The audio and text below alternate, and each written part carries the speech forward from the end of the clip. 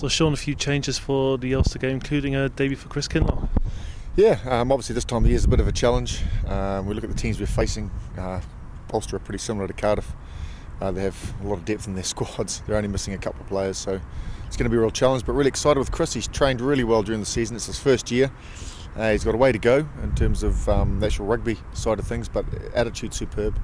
I know he'll give account of himself. We're 15 players down for the game, so yeah, this is a real challenge for them, the whole squad. But I've been really impressed with the way Dan Parks has brought the squad together. He's captain, and the senior players will have to front up from the word go. For those supporters who don't know too much about Chris, what's his background? He was born over in Edinburgh. He played schoolboy rugby for Scotland. He was an under-19 cap. He's also played in the Sevens in the last couple of years. He's a centre wing fullback. Big strong lad. He toured with us pre-season across to France and scored a couple of tries, did really well. But he's still developing in the gym, which he's put a bit of bulk on there now, and he's coming along nicely. Was this the plan for the Ulster and Cardiff games to use Colin Shaw in one game and Chris in the other? No. No, they're away with Sevens. Colin Gregor, Mike Adamson and Colin Shaw are away with the Scottish Sevens team, so this does test our depth, and it's always got a hard task going over there, but this is a real challenge for the players. Justin Vaz not in the team, but this is supposed to one of the rare occasions where you can happily leave someone out.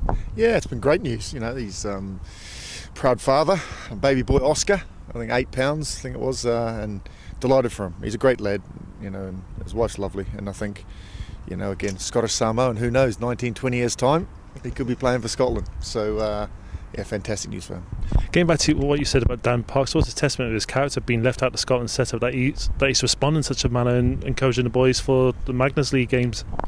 Yeah, it's a guy like him, he's a positive sort of a person, but I think he's taken a bit of a hit the last few months, but he's always played well for Glasgow. We've got a lot of time for him, and he loves playing for Glasgow. He's got that real passion, and you can see that. And I hope he goes out and has he'll need to have a storming game for us to have a chance.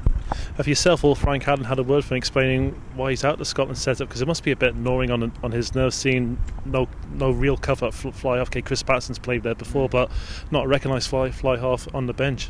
Yeah, it's all about combinations, and I think they're still trying. I don't think Dan's out the window at all. I think they're looking at trying to give one player a run of games, and that was Phil Godman, and so he's getting a run of games, and he's done a lot of good things.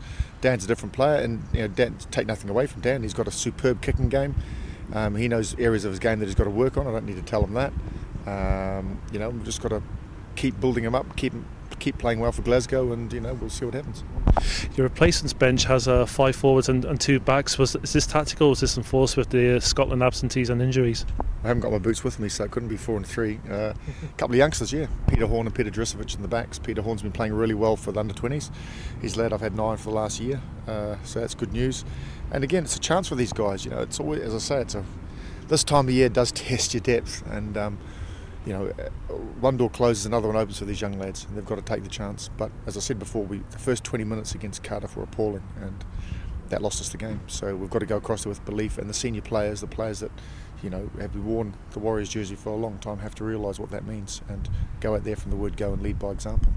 We've a good record at Ulster in recent years. So I suppose the time this fixture will make it harder to maintain as for the squad. The squad that you have out now is more than capable of making it 3 in a row.